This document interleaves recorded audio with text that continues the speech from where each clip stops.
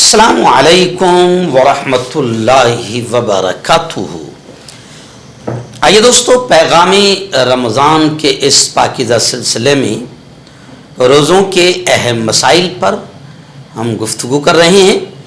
آج بات کرتے ہیں کہ وہ کون سی باتیں ہیں، وہ کون سے کام ہیں جن سے روزہ مکروہ بھی نہیں ہوتا اور فاسد بھی نہیں ہوتا، یعنی روزہ ٹوٹتا بھی نہیں ہے۔ گزشتہ کل ہم نے آپ کو بتایا تھا کہ کون کون سے کام ہیں جن کی وجہ سے روزہ مکروہ ہو جائے گا، یعنی وہ کام روزے کی حالت میں اللہ کو، اللہ کے حبیب صلی اللہ علیہ وسلم کو ناپسند ہیں۔ کل ان چیزوں کو ہم نے بتایا تھا، یعنی روزے کے مکروہات کو ہم نے گنوایا تھا۔ آج ہم بتا رہے ہیں کہ کچھ ایسی باتیں ہیں جو عوام میں پھیل گئی ہے کہ اس سے روزہ ٹوٹ جاتا ہے نا، لیکن آج وہ بتائیں گے ہم کہ ان سے روزہ بھی نہیں ٹوٹتا اور روزہ مکروہ بھی نہیں ہوتا۔ تو چلیے آئیے آپ بھی سنیں، بغور ایک دو بار سنیں تاکہ دماغ میں اچھے سے بیٹھ جائیں اور دوسروں تک بھی اس کو شیئر کر دیں تاکہ آپ کو بھی اس کا ثواب ملے۔ آئیے پہلی بات جن سے روزہ نہ مکروہ ہوتا ہے، نہ فاسد ہوتا ہے، نہ ٹوٹتا ہے، وہ کون سی ہے؟ سر پر تیل ڈالنا۔ سر پر تیل ڈالنا مکروہ بھی نہیں ہوتا۔ بدن پر تیل ملنا، سرما لگانا، مسواک کرنا، مسواک چاہے سوکھی ہو یا گیلی ہو، دوپہر کے بعد کی جائے یا دوپہر سے پہلے کی جائے، یعنی ان تمام چیزوں سے روزے پر کوئی فرق نہیں پڑتا، ٹھیک ہے۔ ایسے ہی خوشبو لگانا یا سونگھنا، اس سے بھی کچھ نہیں ہوتا۔ بھولے سے بھول کر کھا لینا یا پی لینا، شروع میں ہوتا ہے ایسا کہ آدمی جب پہلا دن دوسرے دن روزے کا ہوتا ہے تو وہ روٹین کی وجہ سے اسے یاد نہیں رہتا کہ میرا روزہ ہے، تو وہ کوئی چیز پی لیتا ہے، مٹکے کے پاس جا کر، فریج کے پاس جا کر پانی پی لیتا ہے، پھر یاد آتا ہے ارے یار آج تو روزہ ہے، یا کوئی چیز منہ میں ڈال لیتا ہے، کھا لیتا ہے، پھر یاد آتا ہے ارے یار آج تو روزہ تھا۔ تو بھولے سے کھا لیا یا پی لیا تو اس سے روزہ نہیں ٹوٹتا، نہ مکروہ ہوتا ہے۔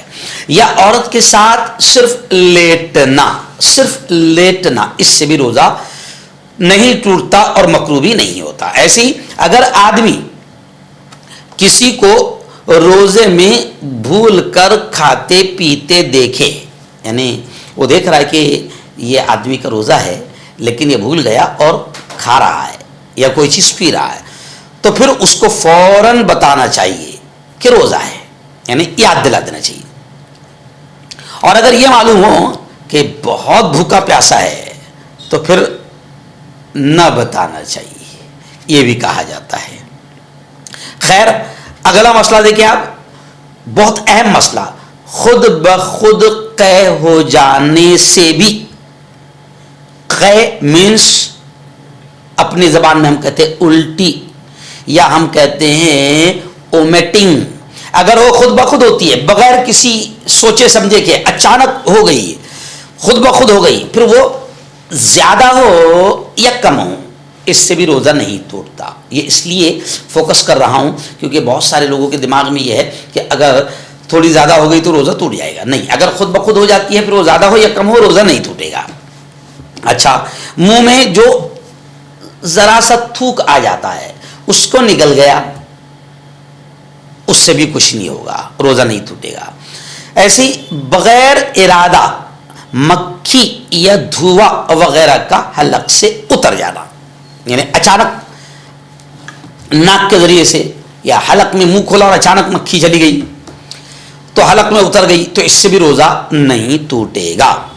اچھا، اور اہم پوائنٹ اس میں گرمی کی شدت، یعنی سخت گرمی کی وجہ سے بار بار کلی کرنا یا بدن پر پانی ڈالنا یا کپڑا تر کر کے بھگو کر بدن پر ملنا رکھنا، اس سے بھی روزے پر کوئی فرق نہیں پڑتا، روزہ نہیں ٹوٹتا۔ اچھا، اور اہم مسئلہ دیکھیں، نیند کی حالت میں احتلام ہو جانا، سوتے وقت احتلام ہو جانا، یعنی جسے ہم کہیں گے سادی زبان میں نائٹ فیل جسے کہا جاتا ہے، احتلام، تو اس سے بھی روزہ نہیں ٹوٹتا۔ روزے کا خیال نہیں تھا، دھیان میں نہیں تھا کہ روزہ ہے، اور عورت کے ساتھ ہم بستر ہونے لگا یا کھانے پینے لگا، مگر فوراً اس کو یاد آ گیا اور اپنی غلطی کا علم ہو گیا تو وہ عورت سے علیحدہ ہو گیا، یا کھانے پینے لگا تھا اور یاد آتی چھوڑ دیا، تو اس کا بھی روزہ فاسد نہیں ہوگا، روزہ نہیں ٹوٹے گا۔ تو یہ وہ مسائل ہے جن سے روزہ، جو ابھی میں نے بتایا آپ کو، یوں سمجھے کہ 13-14 پوائنٹس آئے ہیں، تو ان تمام چیزوں میں روزہ نہ مکروہ ہوگا نہ ٹوٹے گا۔